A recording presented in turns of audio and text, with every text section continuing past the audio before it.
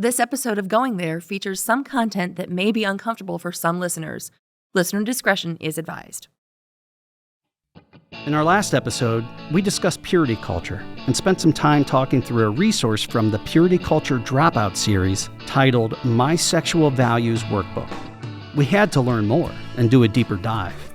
So we hopped in the van and traveled to the city of brotherly love, Philadelphia, Pennsylvania, checking into our hotels right as the Phillies won their spot to go to the World Series in late 2022. World Series! World Series! So we could have a chance to sit down with the renowned author of this workbook. So we finally made it, and it brought us here to a co-work space, and we have with us the one and only Erica Smith. This is the Going There podcast.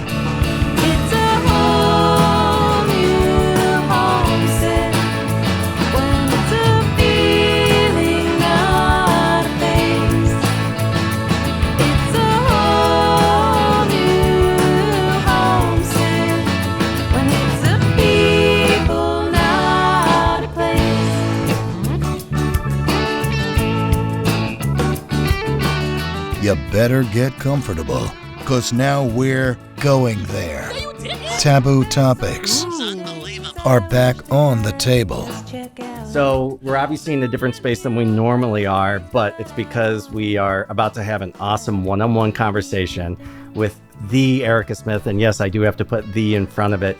And while the situation isn't ideal, and it's like on this tiny bench, but intimacy is what she's all about, so we might as well make an intimate conversation. Absolutely. Thank you so much for meeting with us. I'm so happy to do this, and the high production value is a pretty new experience for me, so I feel very fancy right now. We've definitely done our homework and watched a bunch of your stuff, and cool. I believe we follow you on Instagram. And recently I watched the video where I was like, I learned something on the internet today, which is all female mammals have a clitoris. Absolutely. That's my favorite, sex biology fact.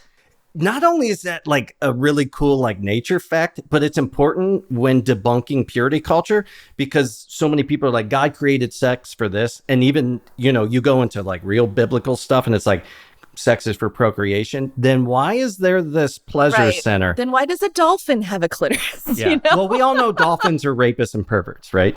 Dolphins are, their morals are not great. They're all over the place. No, that should tell you everything there is to know about sex. And something very little about me, but what I've shared on the show, and we'll definitely talk a little bit as we go through this stuff, is I was raised in an evangelical setting, and sex was so demonized. And, there's this dual reality of but when you have a wife, it'll be very pleasurable and God will be in the room with you. I'm like, taping? What's going on? And it's nonsense. It's such nonsense. So you created a program that actually I at least partially went through, and tell us a little bit about that. Yeah. So I have been a sex educator for a very long time. I've been a sex educator my entire career. That's the only thing I've ever really done. And during my whole span of my career, I obviously noticed that people that were denied facts about sex and denied even a place to process about it and were raised with shame and fear about it were struggling in ways that other people couldn't even imagine. Right. And so I started really listening to the voices of people who were coming out of fundamentalist religions. And Linda K. Klein's book, Pure, was definitely instrumental in that. I always shout her out because her book was very eye-opening. And it was around the time she released it that I started asking people, were you raised in purity culture? Did it do anything to you long term? And the responses I got were flooded in. And I was like, it's about time somebody from my field or from my, the sex education world addresses this issue specifically and addresses it with compassion and understanding and being informed of the trauma that people have gone through, and tailored sex education just for the people that were raised this specific way. So that's why I did it. So I know from my side, your name is synonymous with sex education. And I'm not just saying that, like it really is. And you talk to people and meet people through this whole process from all across the country, and they know your name. From your side of it, when did you notice that all of a sudden there was this like outpouring of people who understood and knew who you were? Was there a moment in time that defined it? It's still kind of new to me. Because, the internet breeds niche micro celebs. Yep. And I would say that I am a niche micro celeb in this specific area. So there are even parts of like the general sex education world that is very broad that might not know my work. But within the like deconstruction community and the evangelical community, I know that my name is out there. And the funniest example is recently my husband was he is a social worker, and he was at a conference in Puerto Rico a couple weeks ago. And somebody came up to him and said, "Are you Erica Smith's husband?" And I thought that was the funniest thing. The fact that they knew your husband is wild. I know, because I sometimes put him on my stories and on my account. Yeah. And, he's very like cute and distinct looking. So yeah, somebody approached him and was like, "You're Mr. Erica Smith." So that was like... you've made it when they recognize your spouse out there. They're going to be taking pictures of him at the beach and stuff like that. Who's wearing what at the beach? Right. How are you related? 6 degrees of separation from Erica Smith. So you've openly talked a lot about the fact that, I was surprised because when I first heard about you and went through it, I was like, oh, this person must have gone through, you must have been raised in this setting, but you weren't. I was not. You were still, I'm assuming raised in kind of a somewhat open environment, but sounds like there was some identity crisis. And I remember seeing like the Happy Chasing Amy Day, which, yeah. So my background is that like, I'm from a family that I call us casually Christian, like culturally Christian. Right. We went to church on Christmas Eve sometimes. We were those people that your people probably look down upon. No, yeah. Like everything, we celebrate Christian holidays, but in a pretty secular way, Easter baskets and Christmas presents. But when I was growing up, I thought hell was for rapists, murderers, and people like Hitler. Right. I was never told that hell was for people like me, like little kids and everyone else. And to me, God was, nice, and your grandma went to heaven and your dead dog went to heaven. So that was my like very Where light. was that shit when I was growing up? Because I gotta say, like, we bash organized religion all the time. Yeah. I still appreciate I still appreciate some of the formality or just traditions in religion in general, and I respect like crazy the faith. I still have, I would say, a faith. It looks nothing like what I was raised on, but that's to me that's super healthy. I mean, I was never afraid. I don't believe in hell, but I want to believe there's a hell for Hitler. Right? Right. Yeah. I mean, I was never afraid. I never had, now I have a lot of friends who grew up evangelical, and they talk about, the terror and the OCD they had as children, being afraid they were going to do something wrong and go to hell. And I was like, I was never taught that hell was for people like me. Yeah, for just existing because you're different. Yeah. Right. And my family is very open about almost everything. I'm from a solidly blue collar working class, like rural Pennsylvania family. No pretense, no fanciness. We're just people that are, I think other people might consider us crass, or be like, oh, I can't believe they'd make jokes about dicks at the dinner table. But like, that's what my family's like. Yeah. I mean, sex was never a taboo topic. It was always something that was kind of joked about. My mom had 5 sisters, and I would listen to their conversations, and even my grandparents were super open about it. And so I never was raised with any kind of stigma around it and any kind of shame around it. It also I wasn't like raised by people who were intentionally like, we are raising shame-free kids. There wasn't that intention. Right. I don't think it would have occurred to them. So they probably weren't raised in a shamey way either. Right. Because as we know, you know way more about this, but it's the generational trauma that in some ways in learning about this and myself, I feel bad for my parents because they were raised in the same way. Yeah. And all they did was pass it down. But our generation felt it that much harder. Of course. There had to be some kind of impetus that pushed you into wanting to do this type of work specifically, not just, well, no one else is doing it. Yeah, I mean, for me, the root of a lot of it started with my own, I developed a pretty feminist sense of politics at a young age. And again, it wasn't a thing that anyone taught me. I was just observing the things in the world around me. Yeah. And I was like, hey, I don't think it's fair that this teacher thinks girls are good or bad at math. And I don't think it's fair that women do all the housework. And I noticed this stuff as a child, you know. I assume I can swear on your podcast. Fuck yes. Okay, good. I was like, I noticed this shit as a child. And so I had a pretty strong feminist identity in high school.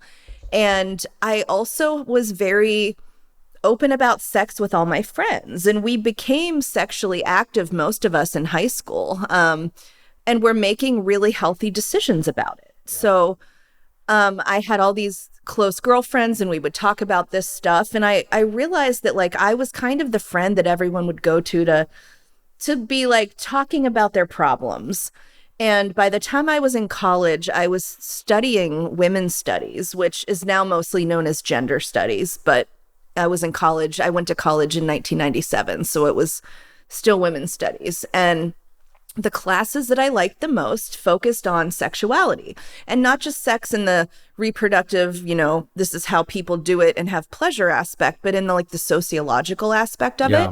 So we would learn a lot about different cultures and different ways that like, I remember specifically learning about like birth control being tested on like poor women and immigrant women and sterilizations happening of Black women. And all of these things just made me be like, this is the stuff that gets me really fired up. And so my specialization in college was then like women's health and wellness.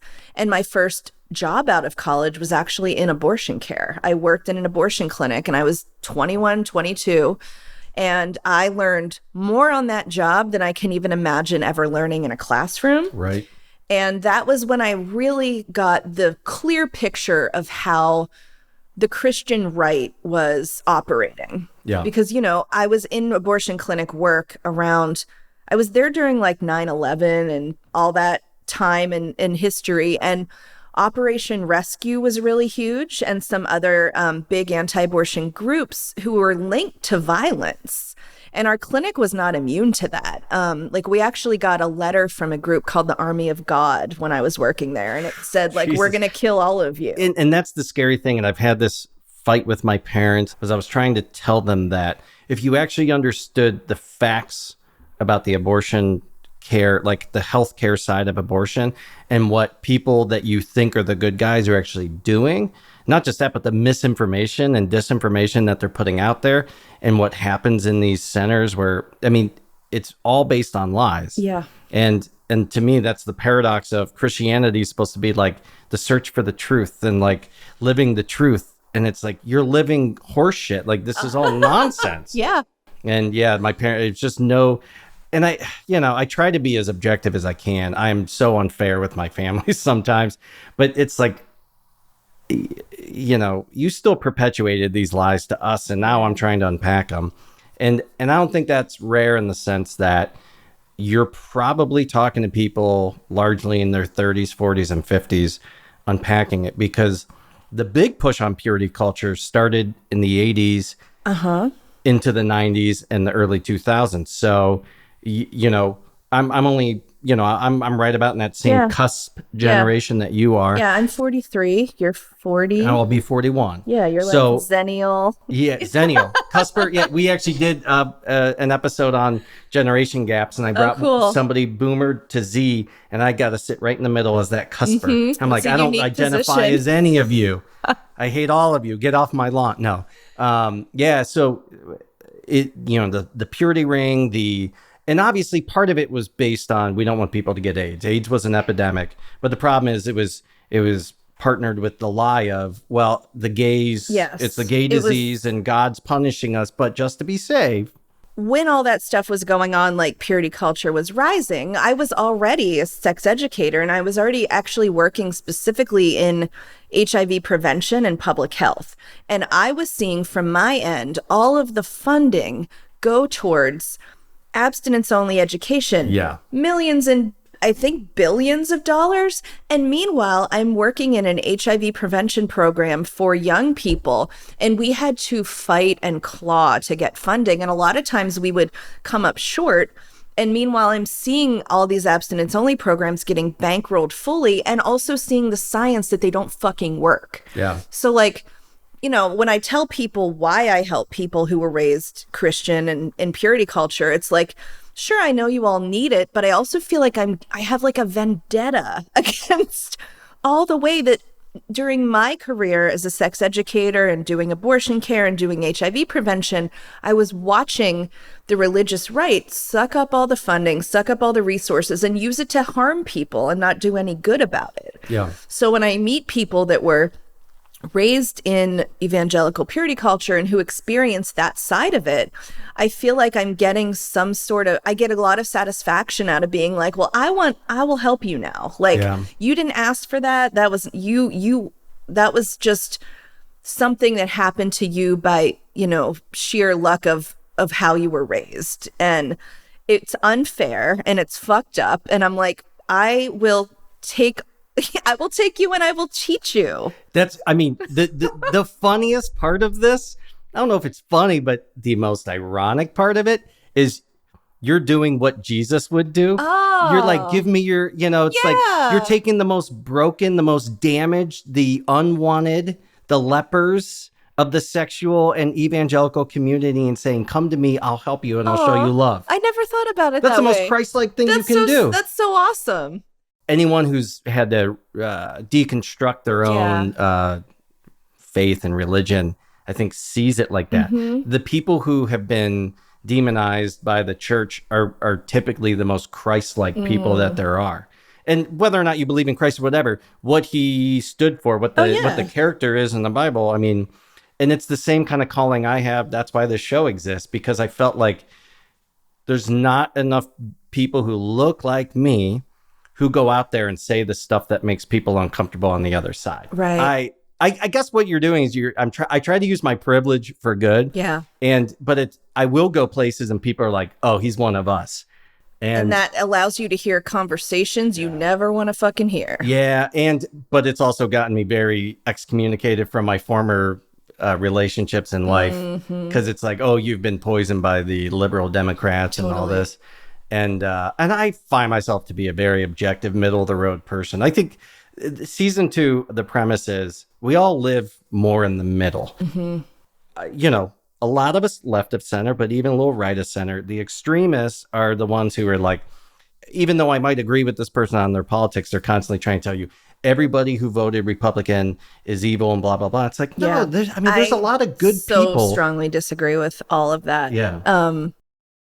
Yeah. You probably get it from both sides too, because being a personality, basically, it's like everyone wants perfection. Oh yeah. And perfection it's is purity culture. Purity culture. That's what I mean. Perfection. Political purity culture. When you strive for perfection is everything that's wrong with religion. It's everything that's wrong with like what's happening in our country, around the world, even with white supremacy. Yeah. All of those things are predicated on the strive for perfection. I was going to tell you from the beginning, feel free to correct me when I still think in the binary sometimes.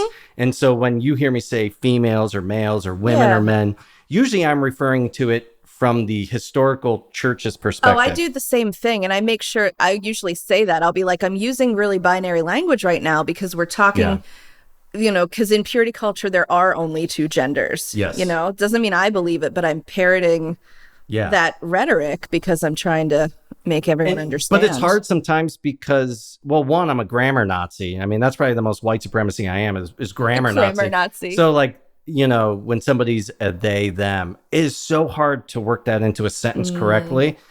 And obviously, the people I've met who are non-binary, like they have so much grace and you know, they're not judging you.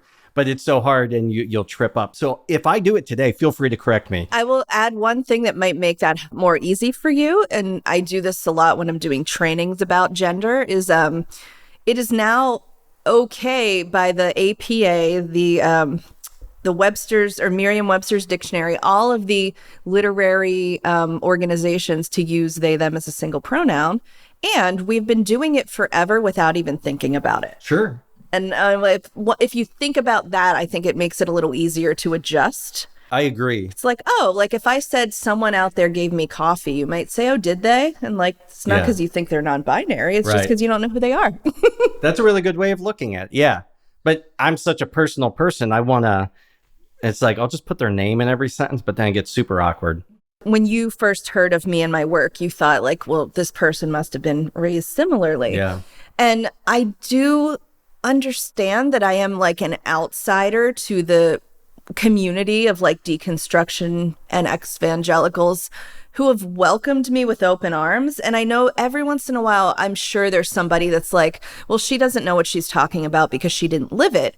And I'm just really transparent that I didn't live it. Yeah. But I also think it's important to be like, no, I didn't live it, but I've been a sex educator since like 1999. So I have a wealth of information that I wouldn't have if I had lived it. Since she was 14 years old. Right. There were probably people who would like, I only want to work with somebody who understands. Yeah. Alcoholics Anonymous, the person running it is usually an alcoholic, a Always, recovering alcoholic. And I can see why there's that. But to be somebody who helps somebody work through sexual trauma like rape doesn't mean that you need to have been a rape victim to understand what's going on there. Right. So again, it's that perfection thing. Like people trying to put others into a mold and jumping on anything. No, I don't think it's important. I just assumed that you were because of your passion and everything you've done for it. Because that feels like a positive vendetta. Yeah. And you have it without having gone through it, which I think is even cooler because it shows compassion and empathy. I have a vendetta because I did go through it. Yeah, exactly. And like you said, it's something that you didn't choose. It was put on you. And I very much I try not to let get me to a point of anger, but even as I was unpacking it, my wife was trying to help me through it. And she's just like, at times it's frustrating for her because she's dealing with the blowback of it. But she's like, I feel horrible because they like snuffed out this beautiful thing and they took it away from you. And you'll never be not like normal, but you'll never be in this place of like pure acceptance.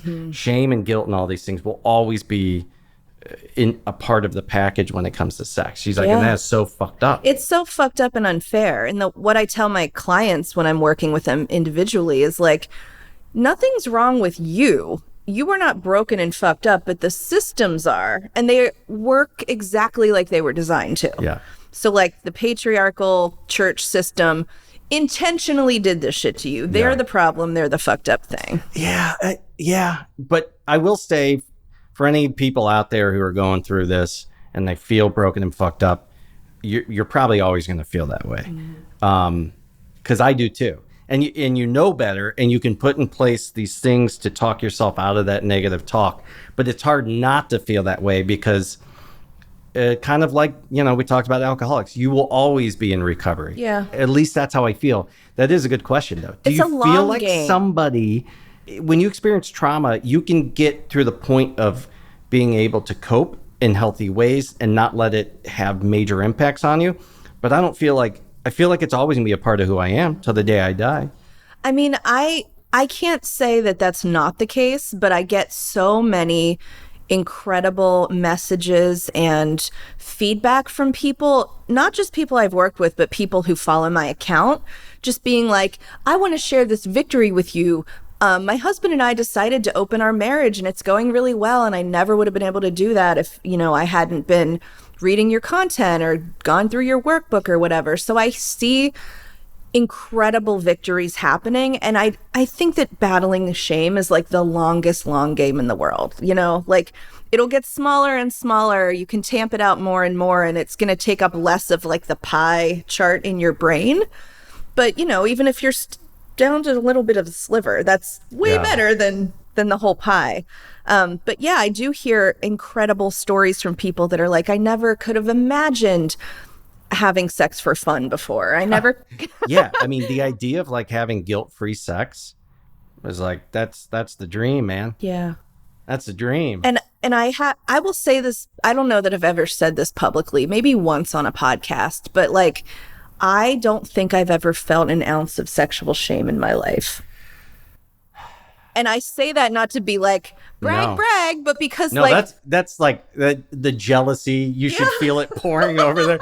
I'm like, and what does that feel like? But I'm like, it just feels like it's like you get to make decisions from an empowered place. Yeah. You know, it's never like, oh, I did a thing and now I'm ruminating over how bad I feel. But truly, like, that's where I operate from and where I want to get my clients to is realizing that like sex is the most natural thing in the world, and humans, specific groups of humans, have made it so fucking weird. Yeah. And so complicated. Yeah. And it doesn't have to be that way. Oh my gosh. When you zoom out, it's like, why? It's also kind of like, why did we establish these like capitalist societies where everyone has to work instead of, you know, have fun all day? But like sex, why? Like, we have made it so miserably difficult for people. Obviously, what it goes back to is control. It skews race, but it especially skews gender. You know, like you said, there's only two genders in that realm. Yep. And women have it way worse than men in growing up. And we've talked about it on the show. It's horrible. Essentially what has happened in the church was don't do what I do what I say. Premarital sex was not a major topic of conversation in the church, especially because people were getting married at like 14. Right. And so like sex was still like they wanted to be the sacred thing. There's a verse that a lot of people refer to in this. Corinthians 7:2 is one of them. Because of the temptation of sexual immorality, each man should have his own wife and each woman her own husband. And that's really important too, because as we're going to talk about on future episodes about the biblicism, the fact that we use a lot of these terms, like the term homosexual never appeared in the Bible until the 1940s. Yeah. And it was sexual deviants and sexual perverts, and they decided those were the same thing. And that's obviously still a drum that the church is banging. Yeah. Hebrews 13:4 is another one. Let marriage be held in honor among us. Let the marriage bed be undefiled, and God will judge the sexually immoral and adulterous. But you can also point to verses in the Bible that say any kind of sex other than for procreation is wrong. It also says that, like, well, you can beat your wife, you know, just and you can beat your slaves, which means you can also own slaves. Reading the Bible and saying, like, this is a textbook and each line is as defined as everything else. It's poetry at best. It's poetry. And it's a lot of, metaphors and allegories. And it was written by humans who had their own agendas. And so the church has then taken it, turned it into this thing, like anything other than this sanctioned sex is not okay. And then what it's done is they perpetuated that. They've taught it over and over, and they started to have this like control. And it's very male skewed because it's like, well, if the guy cheats on his wife, they just need to get their house in order and fix it. The wife cheats on the husband, let's stone her. Right. From Houston Moms, there was an article, and this woman said, nearly 3 decades later, I can definitively say that the most destructive force in my adolescence was not sex itself, but the way sex was framed and used as a source of shame and control. Yep. And that's probably the general messaging you get from people in your work. Absolutely. And it's always, a slightly different flavor. I believe that purity culture, in the way we're talking about it today, we're talking about, the like purity culture industry, essentially, the like big boom of it. But I think that purity culture is baked into the fabric of America and American society, and the way that it was introduced to generations of young people in the last couple generations is purity culture on steroids. Yeah. But in general, like, this is a puritanical society. Our country was, this land was colonized by people who had very conservative views on sexuality.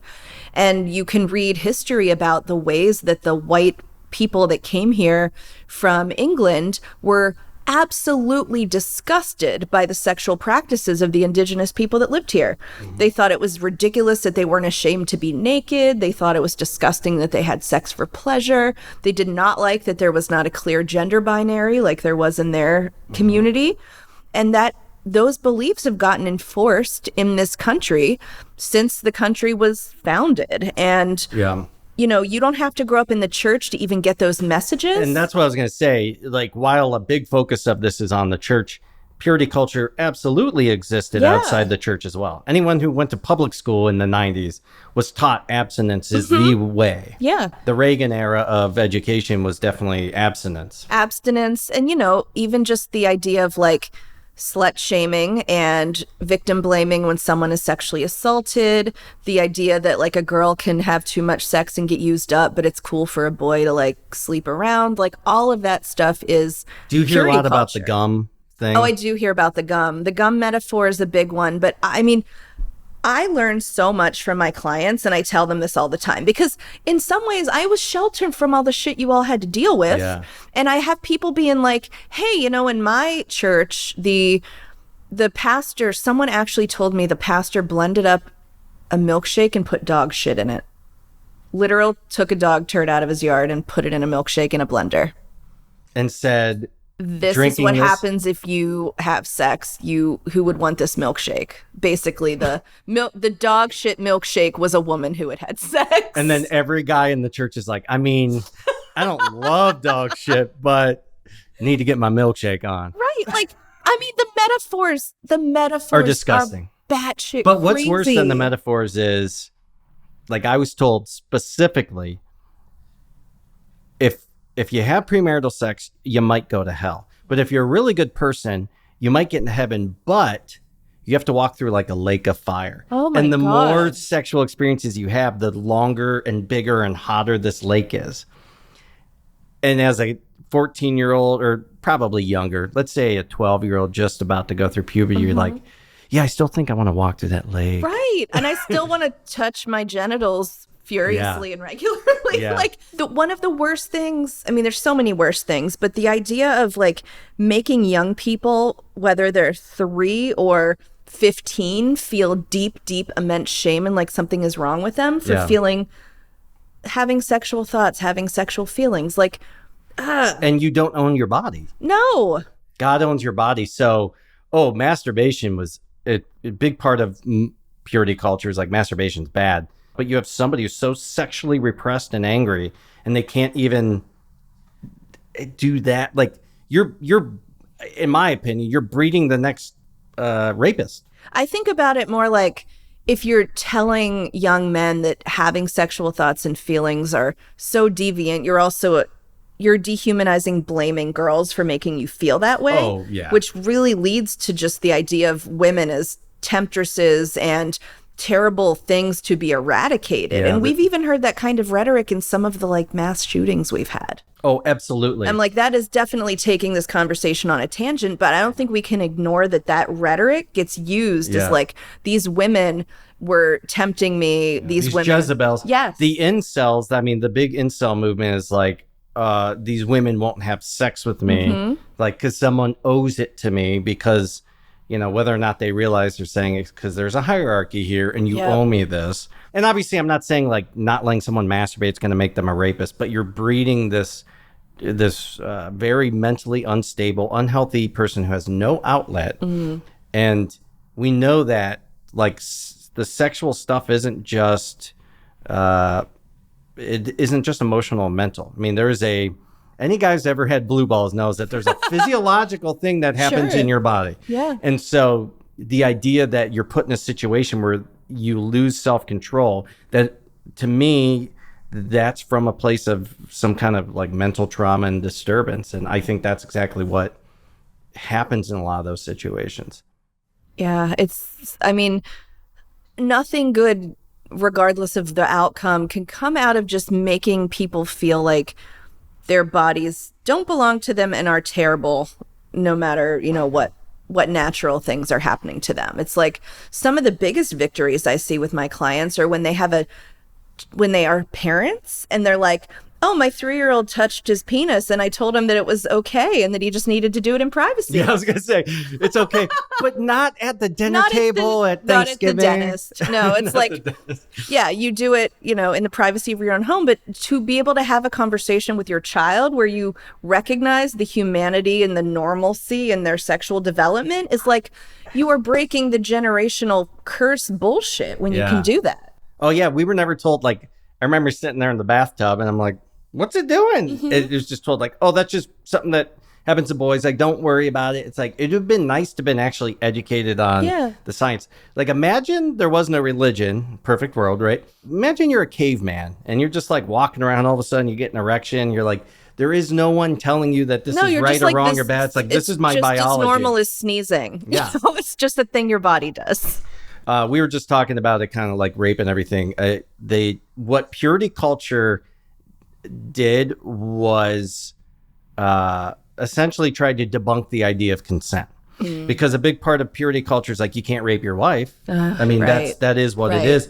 And also, like, yeah, it's the idea that if you want it and God's a part of it and everything, of course, if you're a man, you can do whatever you want, kind of a thing, as long as it's in the sanctioned place. So of course you have somebody who's like, well, I already fucked up, so I might as well just do whatever. And then women, you get the opposite. Is like, well, I'm already I'm already a dog shit. Dog shit milkshake. Yeah. So I might as well just, a lot of the women I've talked to is like, after I had sex the first time, I felt so horrible that I just started getting drunk and having blackout sex. And I'm sure that's a major. Yeah.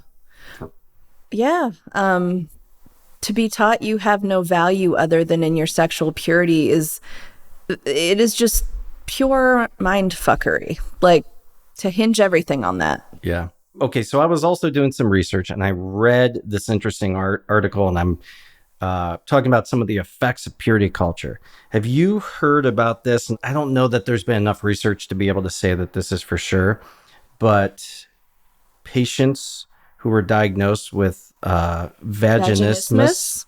Is that so vaginismus, I'll let you explain it, but they're saying that they think that this was triggered by basically by demonizing sex and purity culture teachings. Yes, this comes up a lot. I'm glad you brought this up because I just collaborated with a expert on the topic to, I'll explain that in a moment. But vaginismus, for folks who were female assigned at birth, means that your pelvic floor muscles are so tight that often when attempting penetration, not just of sex, but even sometimes tampons or fingers or the speculum at the gynecologist, it just absolutely will not go in. Some folks will describe it as like, it's like hitting a brick wall.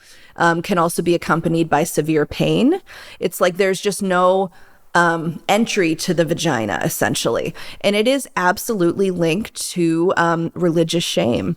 Yeah. So many folks. So while there haven't been enough studies to put it on purity culture specifically, I noticed like there were a lot of things that they noticed in like Muslim women. And that should, to me, that tells you right away, because that is they're even more hardcore than evangelicals. It's purity culture in another religion. Yeah. But vaginismus is also something frequently seen in people that have experienced sexual assault. Right. Which means, if you want to like peel back the layers, you had a traumatic experience around sex and you were very fearful about sex. Right. And purity culture or extreme like religious beliefs around sex do the same thing to folks. So I've worked with so many people that experience difficulty with penetration or pain with penetration, some who have actually been diagnosed with vaginismus, and others who are just like admitting for the first time to another human, me, that they're like, I don't think anything can go in there and I don't know what to do. And like, they don't even know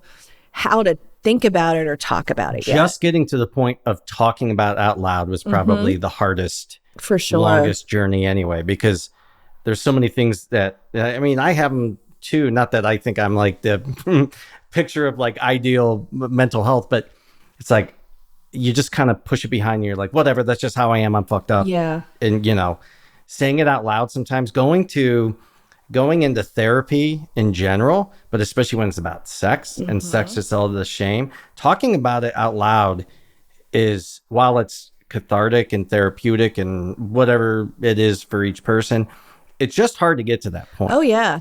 And I tell everyone I work with, one of the first things I get out of the way when we're starting an appointment or a relationship together is like, I let them know, I understand you're probably really uncomfortable talking about this, and that's okay. And I tell them, like, I've been talking about sex professionally forever, and I don't feel any discomfort on my end.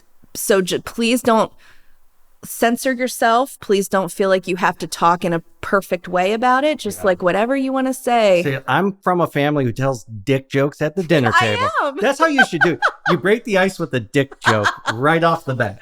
I mean, I'm just seriously in a text thread with my mom and sister right now. I sent some joke about, like, you know, you probably heard like the rumor about Nancy Reagan giving all the head and like we're joking about that. And then in my big family group text, I sent them some like dick related joke meme this morning, and that group text has like my dad, my mom, my brother, his wife, my sister. Yeah, that's my family. I wish my family was like that. So we would have text threads, and we would always play like these games where like people were saying the grossest stuff. Anything sex was off the table though. Yeah, because while my dad one-on-one would joke, my mom was just like, you don't joke about that. You're not allowed to joke about God, and you're not allowed to joke about sex. And of course, that's all I wanted to joke about, so I'd have to be clever. But like, yeah, I mean, that's the sad thing. So if you get into evangelical culture and everything, they're far more comfortable with you making super racist, sexist, and every type of jokes, but not about sex and not about God. You're not allowed to... what did I say one time? I made a Jesus joke that wasn't even really bad. And it was just like because my dad was raised Catholic. So he really, he's very much in the belief of the Old Testament God, you know, fire and brimstone. So he's looking at me like, am I going to get hit by a bolt of lightning? You will be smote. I'm like, let's say, yeah, she used that correctly. Smote. Did you know? I looked at you for a second like, did I use it correctly? You did. Smote is the past tense of smited by God. Yeah, people, yeah. So like, I get that, you know, everyone should feel like something's sacred or off limits, I guess. But it's like, if you believe in God and he invented you and sense of humor, like, pretty sure he could take a joke better than anybody. So whatever. Well, my sense of humor is, I mean, in addition to just being chill about sex, I was also raised on Beavis and Butthead. Yeah. Like, that was peak my teen years, and I still find it the most hilarious thing. And I also love to throw a "that's what she said" into conversation. Who doesn't? Tyler, who's here today, but he does it in a way where it's just so obnoxious. Oh, like, the more obnoxious, the better. Yeah. To the point where it's like 40 in a day, and I'm like, just save one. Michael Scott, just save one. And every once in a while, he'll pull out a good one. I'm like, that was good. That was good. Yeah. My check engine light was on when I reached the Rio Grande. We hadn't been gone long, but I wished I had a van. Hey, we're on the East Coast, so we might as well pop on over to Long Island, where our musician spotlight shines on the Belle Curves. Long Island may not be the first place that comes to mind when you think of country Americana with a strong rural connection, but you might think differently after spending some time with the work of singer-songwriter Delaney Hafner. As the driving force behind the Belle Curves, she has a way of turning your assumptions upside down. Whatever preconceived notions you harbor about country music, the USA, love, relationships, identity, or belonging, you'll likely find yourself gazing from a newfound vantage point after hearing a few tracks from the Belle Curves. You can check them out on Instagram at the.belle.curves or thebellcurves.bandcamp.com/music. That little orange light followed us down here. Yeah, followed us down here.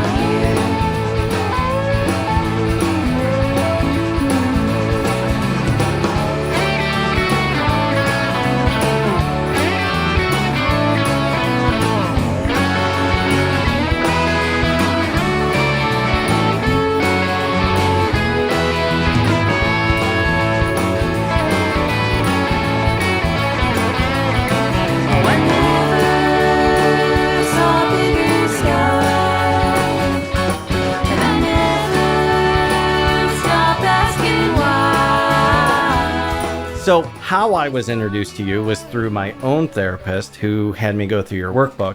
and I brought my dirty, beat up, natty, like grease stained version of it. I do need to take a photo of this at some point because absolutely. I have never seen my workbook printed out and used. Like, it makes me feel so good to And see used that. is the term. It's used, abused. This is the dog shit.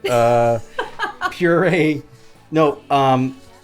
So I found this to be one of the most comprehensive, well thought out, from a not only shame-free way of unpacking sexuality, but shame-free in the sense of, if you still feel this other way, that's okay too. Yeah. It's all questions, and it's written in such a beautifully human, fun, like very much your personality. Yeah. I already had an idea of your personality just going through this book. You know, it's just kind of like, hey, you know, they fuck you up, and whatever. Let's do now this we're together. gonna unfuck you. Yeah. And if you still feel fucked up, don't worry, baby. You'll be Yeah. fine. And we'll get you fucked, but in a fun way. Right. So, is there anything specifically that you were, when you were creating this workbook, that you were like, I don't know if I want to, should this be included? Should this not? Or is this its own section, or should I put this in this? Because it, you know, if you go through the workbook, which I highly recommend everybody to do this, whether or not you were raised evangelical. In fact, I think it's important to see what your views are on some of these things. Yeah. And we'll talk through what some of them looked like.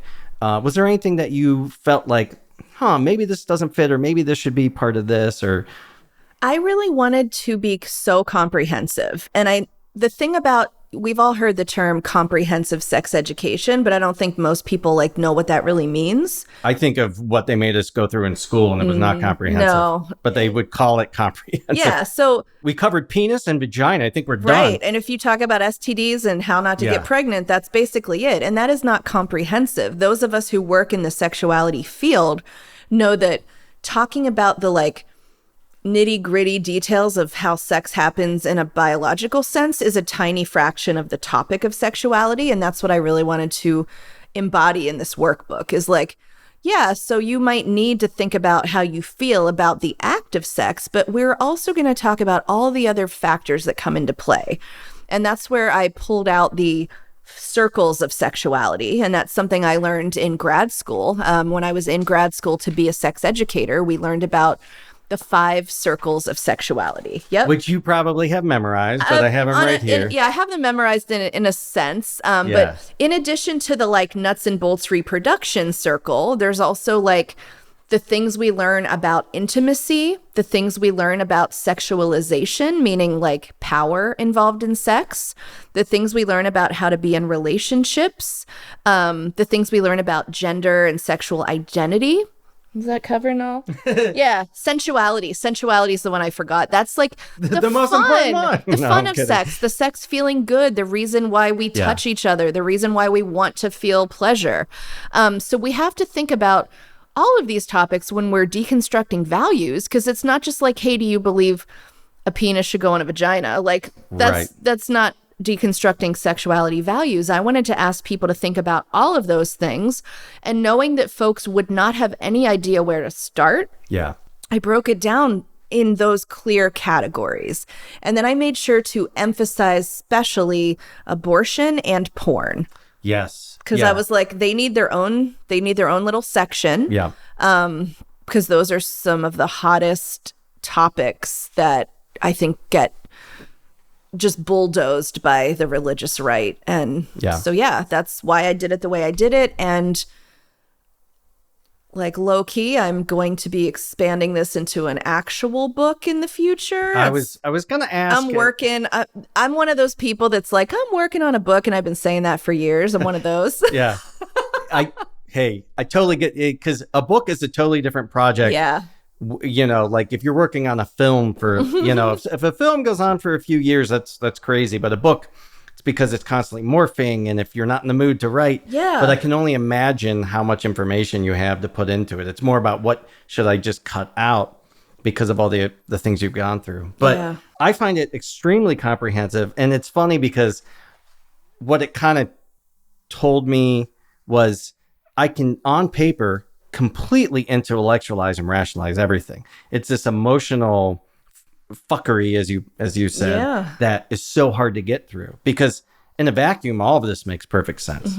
But And what she does in this workbook too is it's not that she dictates things or tries to tell you how to feel. Yep. It's very much you asking yourself, which is the hardest part for some people. That's my entire philosophy in sex education, regardless of whether I'm working with someone raised in purity culture or like my old work, which was with youth in detention. I'm never here to tell you what to think. I'm never here to tell you what to do.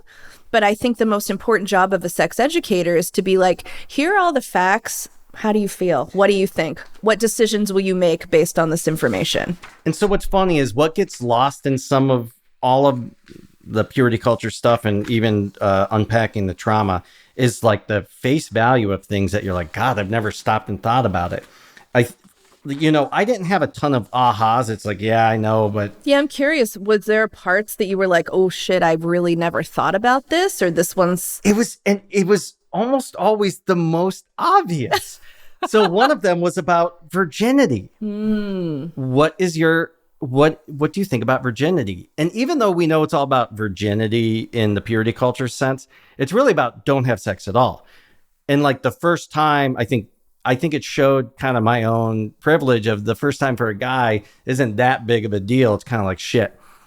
But the idea, it had me really stop and think about it, is like, you're losing something. You're losing this sacred thing the Virgin Mary. It's like why virginity is so important.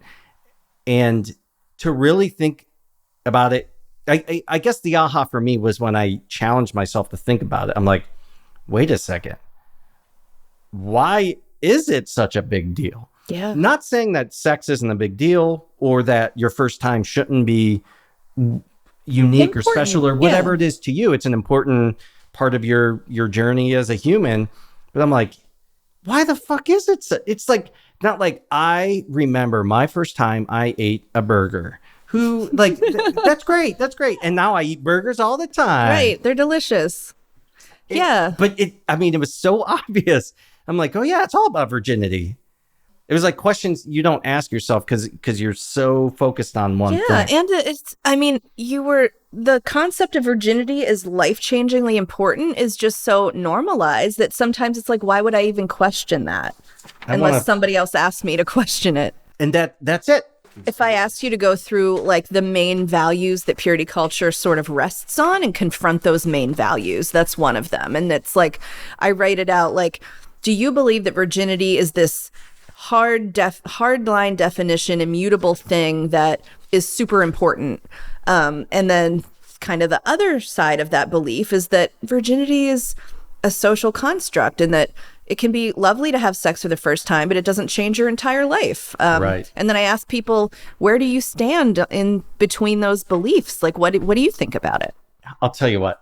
Pick a random page. Oh, okay. And I'll read the questions and I'll even read my answers live. Fun. I'm just going to flip through like I'm a dealer at a casino. Yeah. I'm just going to pick a page and knowing my luck, it's going to be a bust on 22. Let's talk about the queer and trans stuff. Is that okay? Yeah, that's totally where I fine. landed. And also I should say this, as I say to my clients, like, yes, I'm a queer person, but that doesn't mean that you have to give answers that you think I want to hear. No, I'm going to read you exactly what I wrote. Cool. So you have a rating scale that's like 1 is like strongly disagree and 10 is strongly agree. Yeah. So you have on here, knowledge of queer and trans identities is harmful to children. And I wrote 2. Mm-hmm. I'm going to be honest. I'm that person who hates filling out the thing where it's all 1s and 10s. Yeah. So I usually try to like really dig and see like, is this what I actually think? Or is this a gut feeling? Mm-hmm. I put a 2 and you can challenge me on all my answers. I put a 2 because meaning it's not quite the lowest because I don't think it's harmful. I guess it's slightly above, not because I think it is harmful. I don't think it exists, but I'm like, I could see how trying to be as objective as possible. Just because a little boy likes putting on dresses doesn't mean he's trans. Mm-hmm. Like as a kid, I loved playing dress up, but you could have some of those parents who kind of like what happened with Gypsy Rose, whatever, the Munchausen system. Oh. So it's like, oh, I have a trans kid and oh, look at me. I'm looking at extreme circumstances. I do agree with that. I've seen that kind of thing play out. And I it's no secret that I also work specifically with trans youth and their families through a major hospital. And I don't talk about that much because of how much we're under attack by certain people. But yeah, you can say who. Yeah, that's fine. I mean, you can. This is why I wrote these questions. I kind of want you to ask me the next question, Okay. and I'm going to answer how I think I answered Okay. or how I actually feel. Let's see if I'm close. Basically, it's agree or disagree. 1 being strongly disagree, and 10 being strongly agree. I support the right of people to explore their gender identities. Oh, of course. I mean, okay. Growing up in the era I grew up, the Beavis and Butthead era, you make fun of everybody. Yeah. And so you'd make fun of the gay kid, or you might make fun of the guy wearing the dress, but do you actually really hate them? It was like, no, it's just, you're goofy. I'm not excusing that behavior, but deep down, there was no part of me that ever had a problem with it. Mm-hmm. In fact, like, I never really had a problem with somebody who was gay. The first person who ever came out to me, I was like, well, no shit. Like, you think I haven't known that the whole time? Like, I don't care. I've never understood that. Even being raised, I watched conversion therapy when I was like 9 years old, happened in the church. I've talked about it on the show. Deeply makes my stomach hurt just thinking about watching conversion therapy. Even though I'm in church and I have all the guilt and I have all the shame and I'm being told that this is a beautiful thing, I knew what I was watching was wrong. Yeah. I was like, why are you doing this to these poor people who obviously are unhappy and miserable that you're forcing them? And they were like, it was a gay man and a gay woman. And they were like, now we're dating each other. And I'm like, you want to talk about taking fun out of sex? Can you imagine what the sex like that? Being forced to have sex with somebody because you're afraid of burning in hell that you are completely not into. I mean, that's like third party rape. I don't know how you.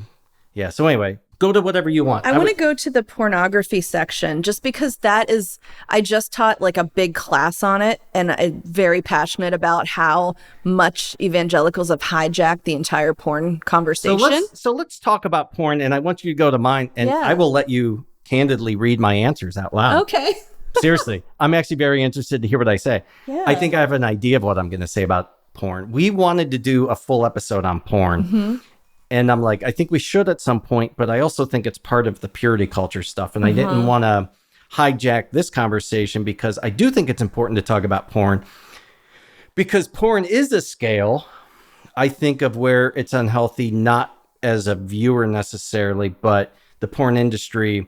It's kind of like any kind of sex work. When you demonize it and you take it and say it's illegal and you do all of these things, it's going to happen in an unhealthy fashion. I think porn's been that way. And I think with the innovations of like OnlyFans and things like that, I think we're moving into a healthier version of it, where the women who are involved, because let's be honest, it's largely women who are involved in the porn industry, at least where the major dollars are spent. They have full control over what it is that's happening. Creating their own content. So part of what I do in this workbook is I write a sentence, and I ask people do you think this is always true, sometimes true, or never true?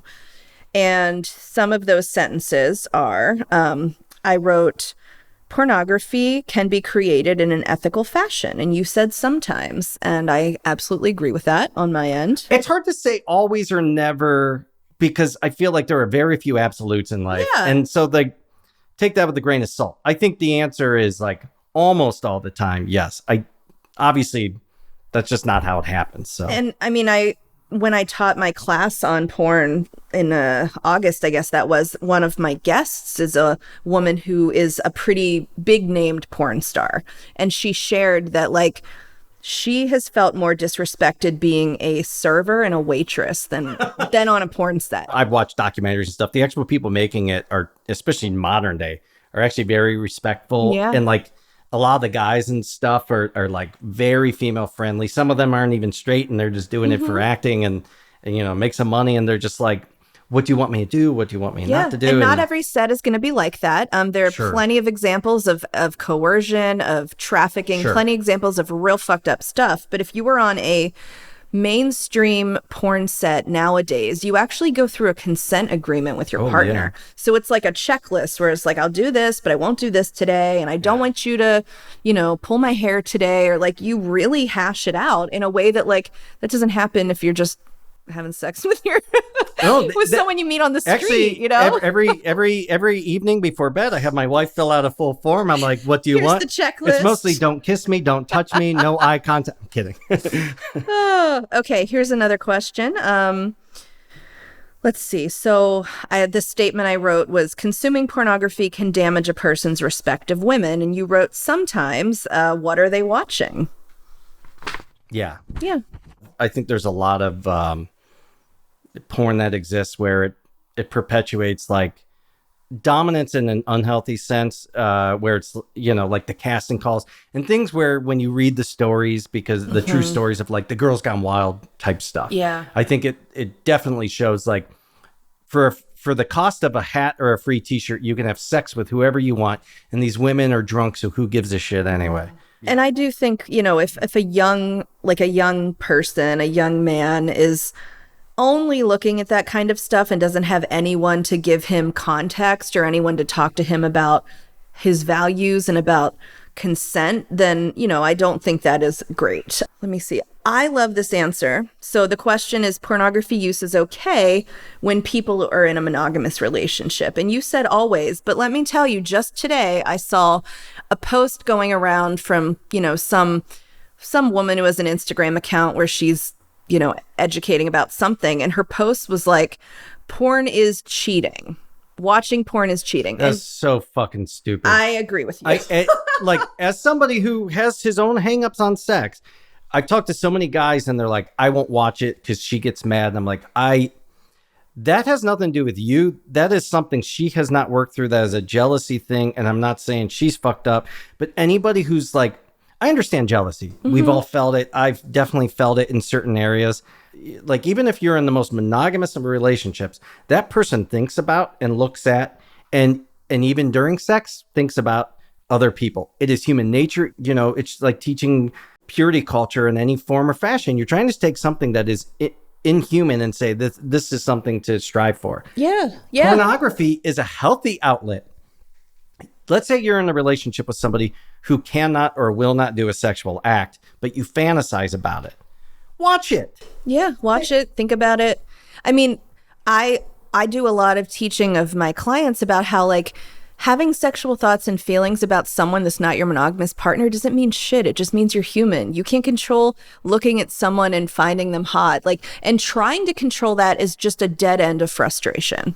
What are your thoughts? So, I mean, you've talked about it a little bit, you know, either ethical non-monogamy or any kind of opening up, whether it's soft, whatever you want to call it. And so you've hinted at it a few times of open relationships. And I guess I kind of want to debunk the idea that monogamy is the only thing that works. Yep. And that's a wonderful sentence right there. Like, monogamy is not the only thing that works. Some people feel naturally drawn to only being with one partner, and that is perfectly fucking fine. But if you don't, that's also okay, as long as everyone involved is consenting to that arrangement.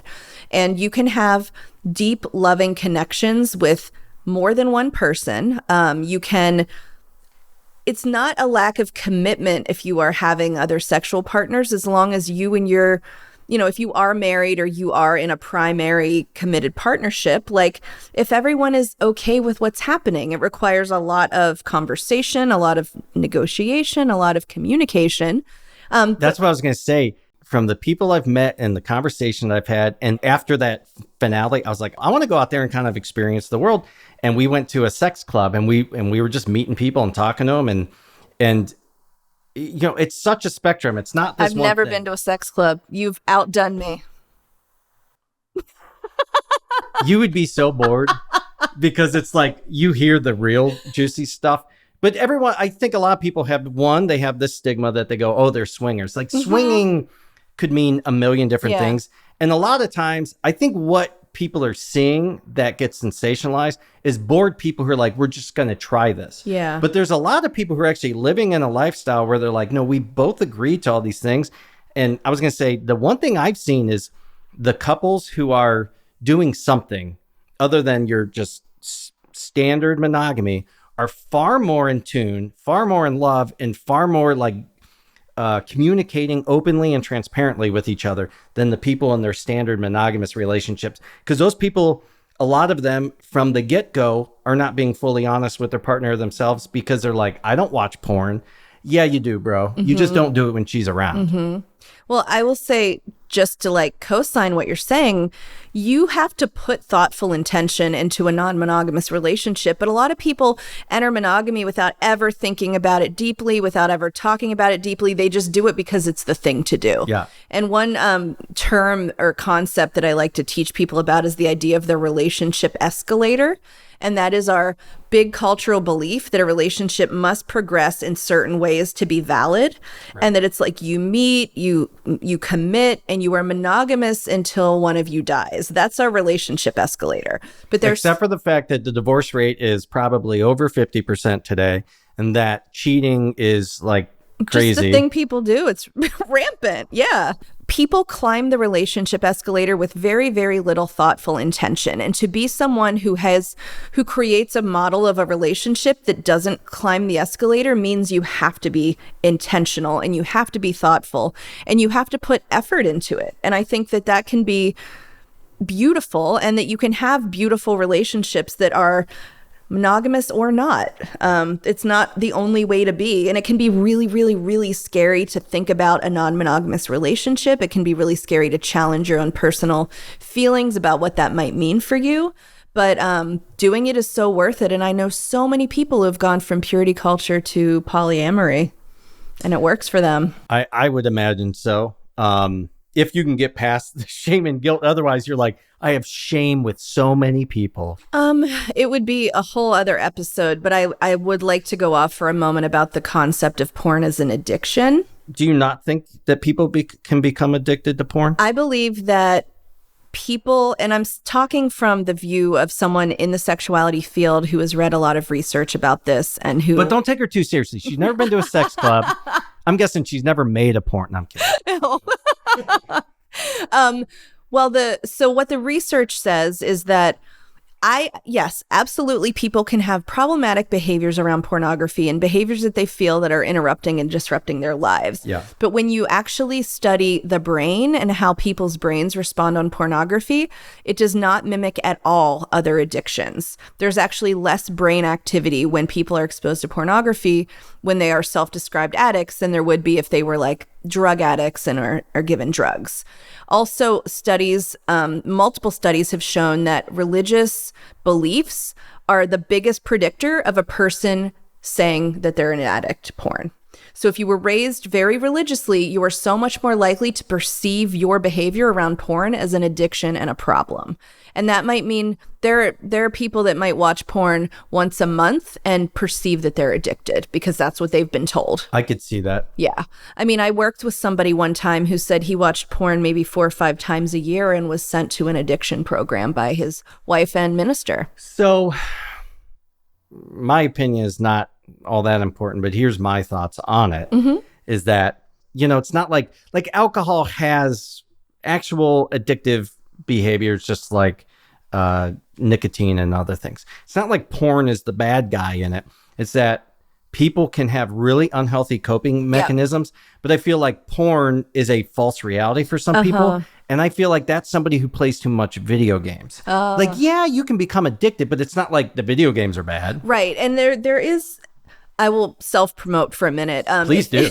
If you purchase my porn conversation class for Purity Culture Dropouts, I go into intense detail about this. But yes, like there's some guy who searched for that on Pornhub, and he's like, at the end of this video, I didn't get off, but I really learned some information. I learned so much. Totally possible. Some of the researchers have found that like the ways that people use porn are just like masking other problems they have. For some, it's masking ADHD.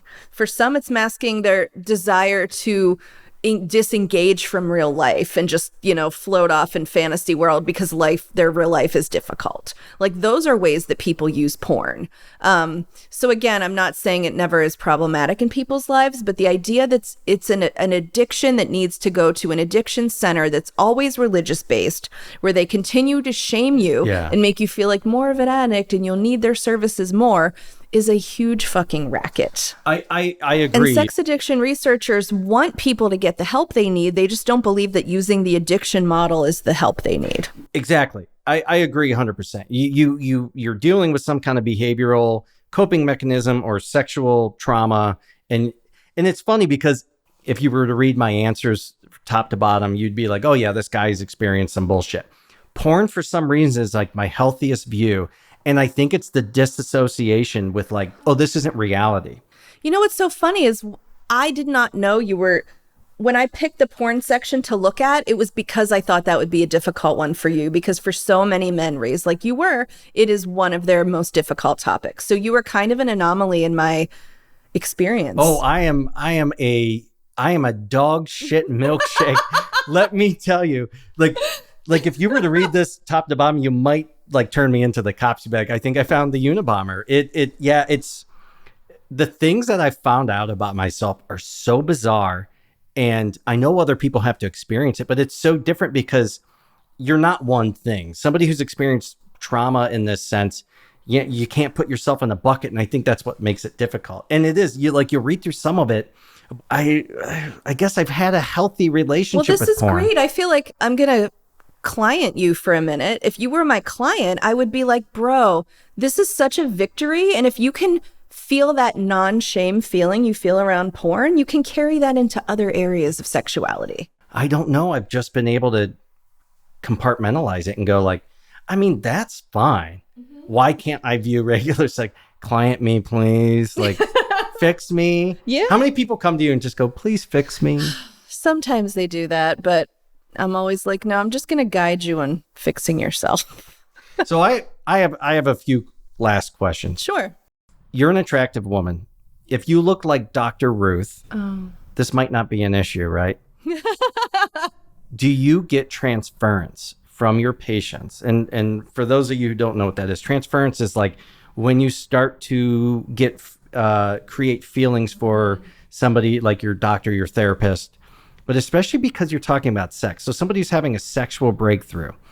I worked with a therapist who's very good looking, and I was like, Matt, don't even let your brain go there. Because part of my sexuality is kind of like, she's hot. You know, I mean, that's just how my brain works. That's normal. I have to imagine it's been something you've dealt with. And how do you deal with it if you ever get that? So I think that by and large, the people I've worked with closely, if they ever have had feelings like that, they are really good at boundaries and not saying anything. I can think of one time with somebody that I feel like also, I think it's important to note that I'm not just a person that has clients. I have like a big Instagram account. So people often form like parasocial relationships with me. Sure. Where they like feel like they know me a lot better than they actually do. And I think there's been one instance where like a younger woman who's a lesbian has definitely tested the boundaries a little. And I just keep it 100% professional, never even respond to these, never respond to the flirtation. Because look, I'm putting myself in what would be your client's place. And it's because you're talking about and unpacking the most intimate part of somebody. Yeah. And it's like we experienced this together. So now there's this bond about sex. Therefore, that means I sexually am attracted to you, right? I would think, unless the person is not into women whatsoever, like that would come into play at some point. And it's got to be tricky, but at the same time, I wanted to ask that question, and then I did more research and going through my own journey, I was like, it's probably less of an issue than I would think because it's so much work and it's so much trauma that like you get there, you're like, I feel more like we went to battle together, Totally. not so much that like. I will say that I have formed some really wonderful friendships with people because I'm not a therapist, so I don't have the same I don't have to hold the same sort of like clinical therapeutic code of ethics where I can't talk to you at all about my life outside of my work. So there are folks that have moved from client to friend, and we relate to each other more as just as bros and friends now. And I like to have that flexibility, but You have called me bro a few times, so I feel like I'm part of the inner circle. You are, yep. You're like the dream therapist that I think most people want and strive for. And even other therapists who I've met, that's why they idolize you a little bit. Like you were saying earlier, how it's been so like heartwarming and reaffirming, but there are so many people who themselves are awesome and who still look to you as like she has got this shit like nailed down. She's awesome. Thank you. I mean, Because you're human. You're so I'm just human. completely myself. I don't know how else to be. I'm just like, I'm a goofy ass lady that has a toilet sense of humor. I'm kind of upset more of it didn't come out because that podcast is all about toilet humor. Like, I will make dick jokes all day. I will say D's nuts as many times as I can. But I'm also really, really good at what I do. And I don't try to get rid of the real part of me to be like somebody's idea of professional, because I don't think that makes a connection with people. There's nothing more disarming when you got to talk about something so tough than somebody who's you don't feel judged by. You just feel like this person's got the tools I don't have. Yeah. And I can totally see. And I'm very surprised that you've been doing this for 20 years because meeting you in person, I would think this person's 10 years younger than me. Yeah. So. I'm 43 and happy to be 43, deeply proud to be a woman in my 40s. Yeah. Like, I always tell people it just gets better. No need to be afraid. Yeah, exactly. Well, let's go to one more happy place. One thing is, you mention it in your book. You mention it online a lot. You are an animal lover. Oh my God, You have a haven for animals in your house. I do. Yeah, I'm.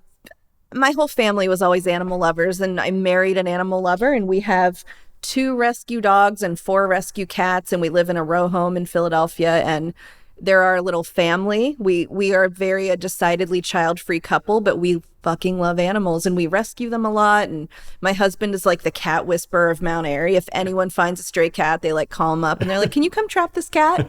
Actually, just as I was leaving to do this recording, he pulled me into the room to show me a cat out the window that he's like, "I'm going to take this cat and my friend's going to adopt it." So yeah, that's a big part of my life is like being a cat lady, being a dog lady, caring for my animals and having them around me. That's just makes me happy and part of who I am. We were in town in Philadelphia to film at a conference, and there was one place where it was a puppy park. And they knew it's just going to draw people in. Yeah. And it wasn't Puppy Mills. It was like the Humane Society. Mm-hmm. And I went in there and I got to play with just these puppies who were far more interested in beating the shit out of each other. And I was like, "How many of them are up for adoption?" They said, "All of them." I go, "How many can I adopt?" They're like, "All of them." Oh my gosh. You're going to go back to Cleveland with a car full of puppies. Who doesn't love Tyler out of the car? Well, Tyler, that's fine. He's already going to have to run behind it. Where can people find you? Where can they follow you? And if somebody's interested in your services, I'm assuming you do remote. Yes, everything is lessons remote. So my website's purityculturedropout.com, easy to remember. My Instagram is ericasmith.sex.ed. My Erica spelled with a C. And when you go to my website, that's where you can find all the info about working with me, whether that's just for a one-on-one consult, which would be like an hour, or you sign up to do the Purity Culture Dropout program, which is a more intensive ongoing thing. I also have all of the classes I've taught, all the webinars I do are available on my website, and the Sexual Values Workbook is available on my website. The porn class is the most recent one I did, and I'm like extremely proud of that. I worked so hard on that class. And yeah, I also mentioned a vaginismus type project I was working on with another woman. So if you go to my social media or go to my sign up for my newsletter, you can get information about that too. And I highly recommend going through the workbook for everybody, even if you don't feel like you have had any kind of purity culture trauma or influence in your life. I highly recommend it because it is a great conversation to have with yourself where there's some form of accountability to putting answers. And then it really helps you unpack, how do I view this? Because even if you have a really sexual, like a healthy sexual relationship, it doesn't mean that there's some things that you've never thought about. And even myself, somebody who obviously is constantly having internal conversations, there were aha moments and questions in there. And I'm like, well, shit, why have I never thought about this? I mean, I truly think that people who deconstruct from purity culture have thought more thoughtfully and intentionally about sex than the average person on the street. Far too much. 100%. That is true. Well, thank you so much for doing this episode, for being here, and for doing what you do, because people like you are making it possible for people like me to try to at least hope to see sex in a healthy way and have healthy, fun sex. Thank you so much. So all of us out there watching that porn and feeling bad about it, thank you from all of us. Yes, thank you for having me. We just went there. Now you can go to thegoingtherepodcast.com for links to all the podcast platforms, our socials, and of course, YouTube. While you're at it, give us a rating, share with a friend, and subscribe. But I know better now. False green fields, poison waterways, but look so good from the street. There's no sign of defeat in the delusion. You have no idea. And make sure to check out today's musician spotlight, the Belle Curves. You can check them out on Instagram at the.belle.curves or thebellcurves.bandcamp.com. You forget how bright and noisy life can be, but you paid for privacy. This podcast is made possible by its hosts and Frame One Media in association with Joe Calley and Bobby Thomas.